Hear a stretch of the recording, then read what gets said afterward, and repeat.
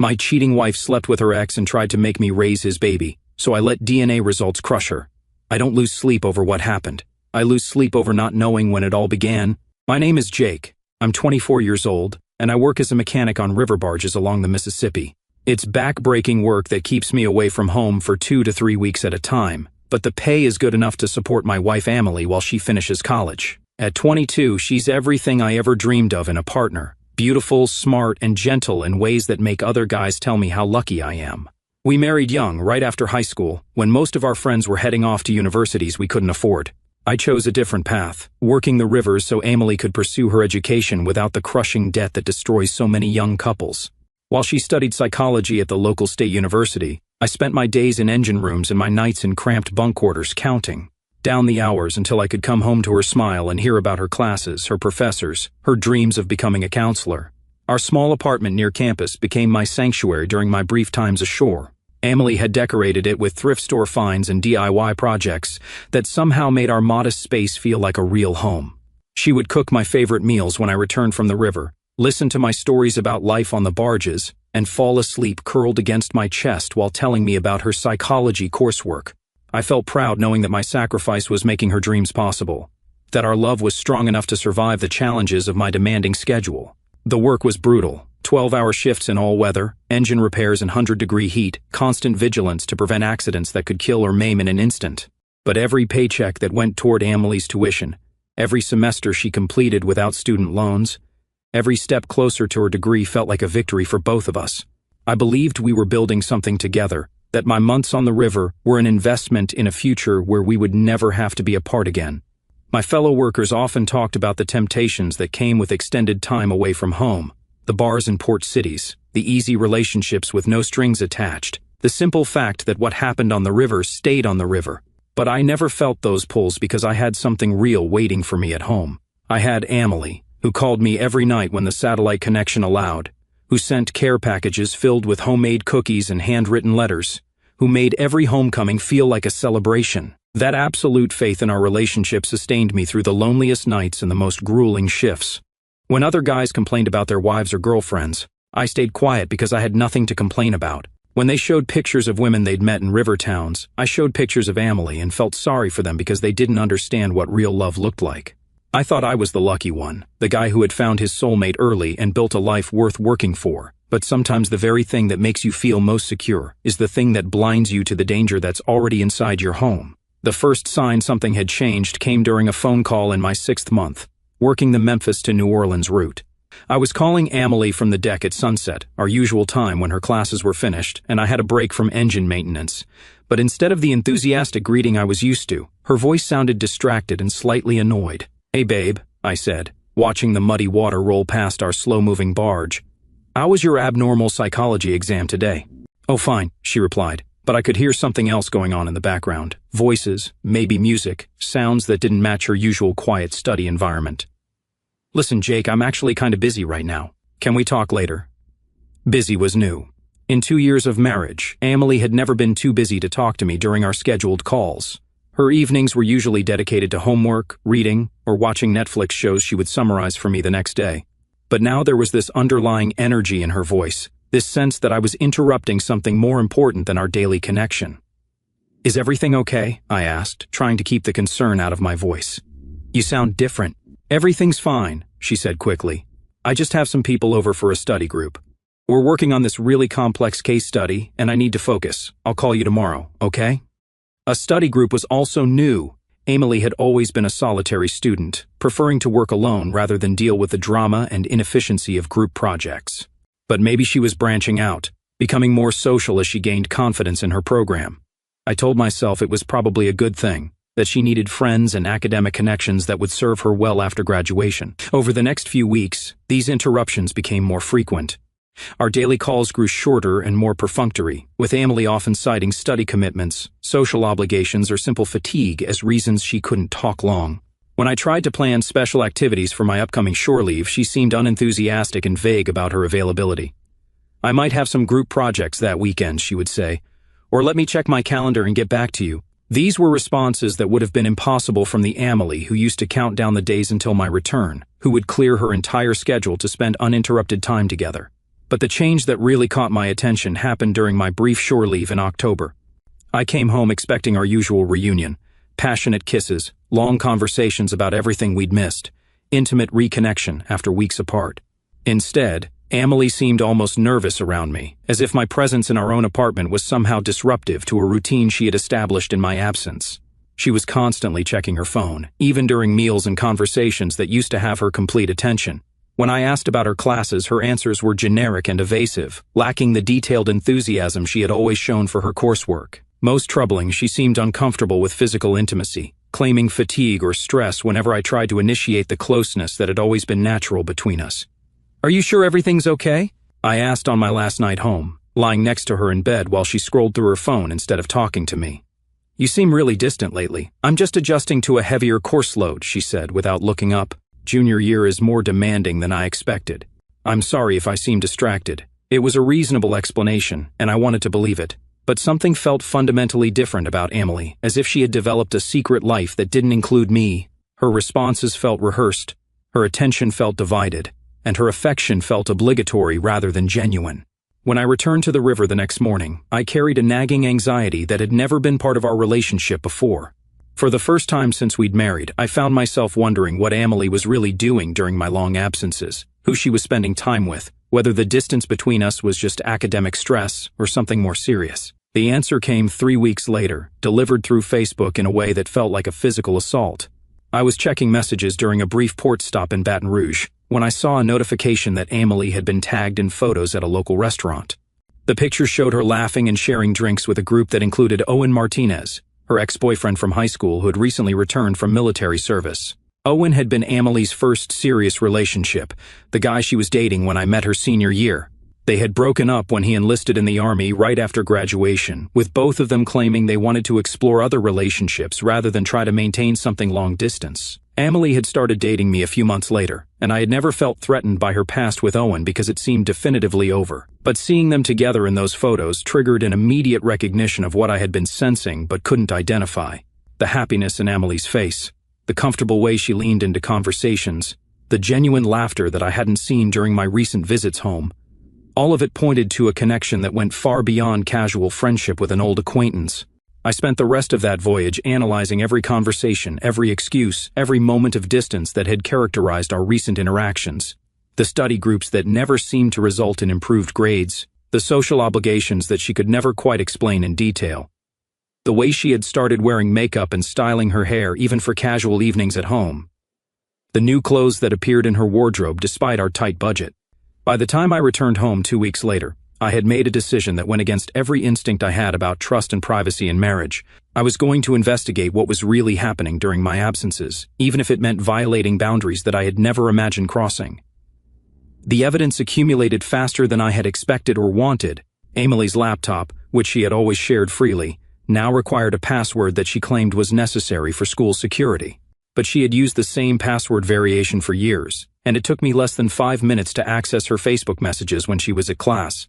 What I found there destroyed every assumption I had made about our marriage and my wife's character. Months of conversations between Emily and Owen, starting with innocent reminiscences about high school and gradually evolving into intimate discussions about their current lives, their regrets about the past, and their growing attraction to each other. The early messages were nostalgic and harmless, Owen sharing stories about his military service, Emily updating him on her college experience, both of them expressing amazement at how much they had grown and changed since graduation. But somewhere around the time I had first noticed Emily becoming distant, their conversations had taken a decidedly romantic turn.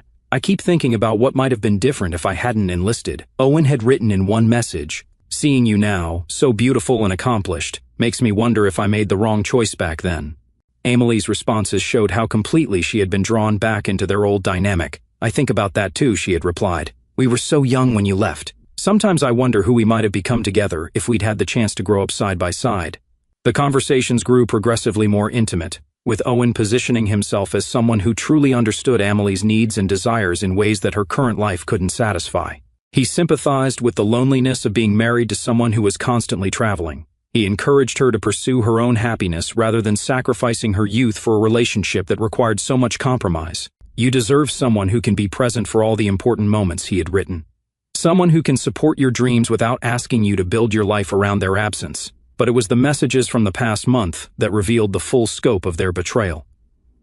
Detailed plans for meetings while I was on the river. Expressions of love and desire that belonged in a romance, not a friendship. Most devastating of all, explicit discussions of sexual encounters that had been happening in our apartment, in our bed, while I was working to pay for the life that Emily was systematically destroying. "I can't wait until Jake leaves again next week," Emily had written just days before my last departure. "These 2-week separations are torture when all I want is to be with you." Owen's response revealed the calculating nature of their affair. "I know it's complicated, but we have to be patient. Once you figure out how to handle the Jake situation, we can stop sneaking around and be together openly." They were planning my elimination from Emily's life as casually as they might plan a weekend trip. My marriage, my sacrifices, my love, all of it was just the Jake situation that needed to be handled so they could pursue their rekindled romance without interference. Reading those messages felt like drowning in slow motion. Every expression of love between them was a betrayal of the vows Emily and I had made. Every criticism of our marriage was a rejection of the life I had worked so hard to build for us. Every plan they made for their future was a destruction of the family I thought we were creating together. But the discovery that nearly broke me was buried in a conversation from 2 weeks earlier. Emily had missed her period and was concerned she might be pregnant. Based on the timing they discussed and the frequency of their encounters, there was no possibility that I could be the father. "What are we going to do if it's positive?" Owen had asked. "I don't know," Emily had replied. "Jake will assume it's his since we've been intimate during his shore leaves. Maybe this could actually work in our favor. Give us time to figure things out while he's providing for the baby." They were planning to use my love and sense of responsibility to trick me into raising another man's child. The betrayal was so complete, so calculating, that I actually felt physically sick reading their casual discussion of how to manipulate me into supporting the consequences of their affair. I closed the laptop and sat in our apartment for hours, trying to process the magnitude of what I had discovered. This wasn't just an affair, it was a conspiracy to destroy my life while using my own dedication against me. Emily wasn't the woman I had married. She was someone who could lie to my face while planning my destruction with the man she was sleeping with in our bed. The pregnancy test came back positive 3 days later, while I was in the middle of a 2-week voyage that had become a nightmare of constant anxiety and rage. Emily called me with the news, her voice full of excitement and love that I now knew was completely manufactured. "Jake, I have the most amazing news," she said, and I could hear the calculated joy in her tone. "We're going to have a baby." The word "we" hit me like a physical blow. There was no "we" in this pregnancy. There was only Emily, Owen, and their plan to use me as an unwitting provider for their child. But I wasn't ready to reveal what I knew yet. I needed time to think, to plan, to figure out how to protect myself from the trap they were setting. "That's incredible," I managed to say, hoping my voice sounded more enthusiastic than devastated. "How are you feeling? When did you find out?" For the next 20 minutes, I listened to Emily describe her excitement about our future family, her plans for converting our spare room into a nursery, her dreams of raising our child together. Every word was a lie, every plan was a manipulation, every expression of love was a betrayal of everything our marriage was supposed to represent. When I hung up the phone, I knew that my marriage was over. The only questions remaining were how to end it, and how to protect myself from the financial and emotional devastation that Emily and Owen had planned for me. The next 2 weeks on the river were the longest of my life. I couldn't sleep, couldn't eat, couldn't focus on work in ways that made my job dangerous. My fellow crew members noticed my distraction but attributed it to excitement about becoming a father, an assumption that made me feel like I was going to vomit every time someone congratulated me. I used my limited internet access to research divorce laws, paternity rights, and the legal implications of adultery in my state. I learned that proving infidelity could protect me from having to pay alimony, but that establishing paternity was a complex process that could take months. Most importantly, I discovered that I could request DNA testing if there was any question about a child's parentage. By the time I returned home, I had developed a plan that would protect my future while exposing the full scope of Emily's betrayal. But first, I needed to hear her admit the truth about what she had been doing and what she expected from me. The confrontation came on my second night home, after Emily had spent 2 days performing the role of excited wife and mother-to-be. She had made elaborate plans for celebrating our pregnancy, researched baby names, and even started showing me potential nursery designs, all while knowing that everything she was planning was based on a lie. "Emily," I said during dinner, setting down my fork and looking directly at her, "I need to ask you something, and I need you to tell me the truth." Something in my tone must have warned her because her expression immediately became guarded. "What do you mean? Ask me what? Is this baby mine?" The question hung in the air between us like a physical thing. Emily's face went through a series of expressions: surprise, hurt, anger, and finally a kind of calculating consideration that told me she was trying to figure out how much I knew and how to respond accordingly. "Of course it's yours," she said, but her voice had taken on that rehearsed quality I had learned to recognize. "How can you even ask me that? We've been intimate every time you've been home, have we?" I asked, pulling out printed copies of her Facebook messages and spreading them across our dinner table. "Because according to these conversations, you've been significantly more intimate with Owen Martinez than you have with me." The color drained from Amelie's face as she recognized her own words laid out in black and white. For a moment, I thought she might try to deny everything or claim the messages had been taken out of context, but then her shoulders sagged in a way that told me she understood there was no point in continuing the charade. "Jake, I can explain," she started, but I held up my hand to stop her. "You don't need to explain," I said. "You've already explained everything in your messages with Owen. You've been having an affair for months. You've been planning to leave me for him. And now you're pregnant with his child, but you want me to believe it's mine, so I'll support both of you while you figure out how to dump me." Amelie started crying then, but they felt like strategic tears rather than genuine remorse. "It's not like that," she said. "Yes, I've been confused, and yes, I made mistakes with Owen. But I love you, Jake. I want our marriage to work, and regardless of who the father is, we can raise this baby together. We can be a family." The word regardless was what finally broke something inside me. She was asking me to ignore the parentage of the child, to accept raising another man's baby as if it were my own, to pretend that her months of betrayal didn't matter as long as we could maintain the appearance of a happy family. "No," I said, standing up from the table. "We can't raise this baby together because it's not our baby. It's your baby with Owen, and I'm not going to spend the next 18 years paying for the consequences of your affair." What followed was 3 hours of the most emotionally manipulative conversation I had ever experienced. Amelie cycled through every argument she could think of. The baby was innocent and deserved a stable home. I was the only father figure the child would know. Our love was strong enough to overcome this obstacle. Everyone makes mistakes and deserves forgiveness. She promised to cut all contact with Owen, to go to counseling, to do whatever it took to rebuild our marriage. She pointed out that I had always wanted children, that this could be our chance to start a family even if the circumstances weren't ideal. She reminded me of our wedding vows, our commitment to each other through better and worse, our shared dreams of building a life together. But underneath all her arguments was the fundamental assumption that I should accept responsibility for a situation I had no role in creating. She wanted me to forgive her betrayal, support her pregnancy, and raise another man's child because it would be convenient for her, and because my love should be unconditional enough to overlook the fact that she had systematically destroyed our marriage. "I can't do it, Amelie," I finally said when she had exhausted every appeal to my love, my morality, and my sense of responsibility. "I can't pretend that the last 4 months didn't happen. I can't raise Owen's child as my own. And I can't stay married to someone who could lie to me this completely while planning my destruction." The conversation ended with Amelie alternating between rage and desperation, accusing me of abandoning her when she needed me most, then begging me to reconsider for the sake of the innocent child who would suffer from my selfishness. But I'd already made my decision during those 2 weeks on the river, and nothing she said could change the fundamental fact that our marriage had been destroyed by her choices, not mine. I moved out of our apartment that night and spent the next 3 days living in a hotel while I met with a divorce attorney and began the process of legally ending our marriage. The lawyer confirmed that the evidence of Amelie's affair would protect me from alimony obligations and that requesting paternity testing was within my rights if she tried to claim child support.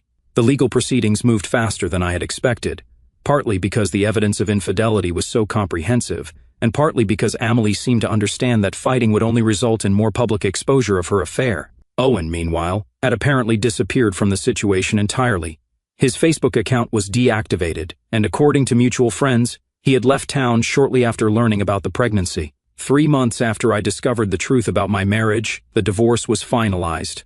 Amelie received no alimony. I kept the savings we had accumulated during our marriage, and I was legally protected from any responsibility for the child she was carrying. The DNA test conducted after the baby was born confirmed what we all knew. Owen was the father, and I had no legal or financial obligations to support them. The last time I saw Amelie was at the courthouse on the day our divorce became final. She was 6 months pregnant then, visibly showing and obviously struggling with the reality of single motherhood. She tried one final appeal to my compassion, asking if I could reconsider my decision for the sake of the child who would grow up without a father. "This baby didn't choose any of this," she said, tears running down her face as we stood in the courthouse hallway. "You could be the father this child needs, even if you're not the biological father." But I had learned to distinguish between genuine need and emotional manipulation. "The baby didn't choose this," I agreed. "But you did. You chose Owen over our marriage. You chose deception over honesty. You chose to destroy our family for a relationship that lasted exactly as long as it took him to run away from responsibility. Those were your choices, and now you get to live with the consequences. I walked away from that courthouse feeling lighter than I had in months. The weight of betrayal, of trying to forgive the unforgivable, of considering accepting a life built on lies. All of it was finally gone.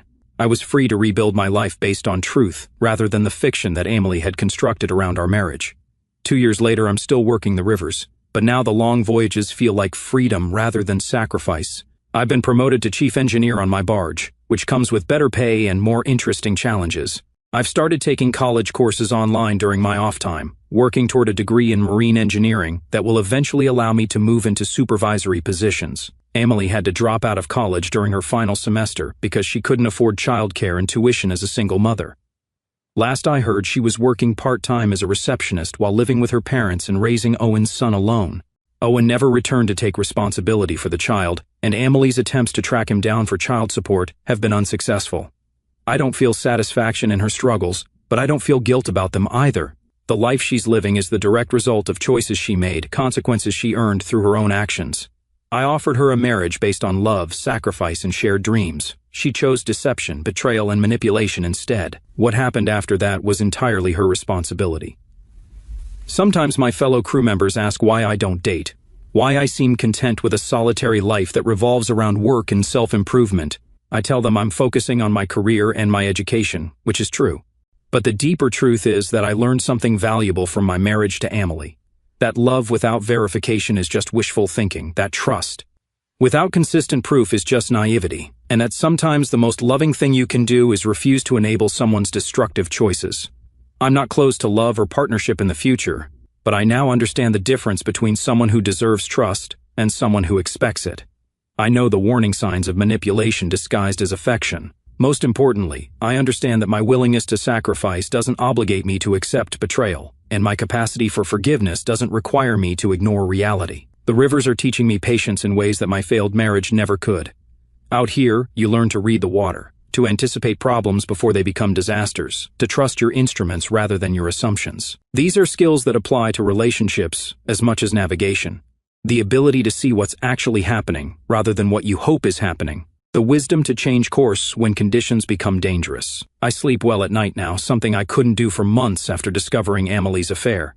My conscience is clear, my future is my own, and my decisions are based on reality rather than wishful thinking. I didn't lose a wife that day in the courthouse. I gained clarity about who my wife actually was, and I chose to build a better life without someone who had demonstrated that she couldn't be trusted with my love, my sacrifice, or my future. The man who married Emily at 19 was naive enough to believe that good intentions could protect him from others' bad choices. The man who divorced her at 24 understood that sometimes the most courageous thing you can do is walk away from a situation that would destroy you, even when walking away means abandoning dreams you thought were permanent. I was once a husband who worked the rivers to support a wife's education, only to discover that she was using my absence to build a life with another man and planned to trick me into raising his child. Today, I am a man who protected himself from that deception, who chose self-respect over false reconciliation, and who learned that some betrayals are too fundamental to forgive without losing yourself in the process. And every night, when I stand on the deck of my barge watching the dark water flow past, I whisper the same promise I made to myself in that courthouse hallway: I will never again mistake someone's need for my sacrifice as proof of their love, and I will never let anyone convince me that accepting betrayal is the same thing as showing forgiveness. That promise has become the foundation of everything I've rebuilt, and it's the only compass I need to navigate whatever waters lie ahead.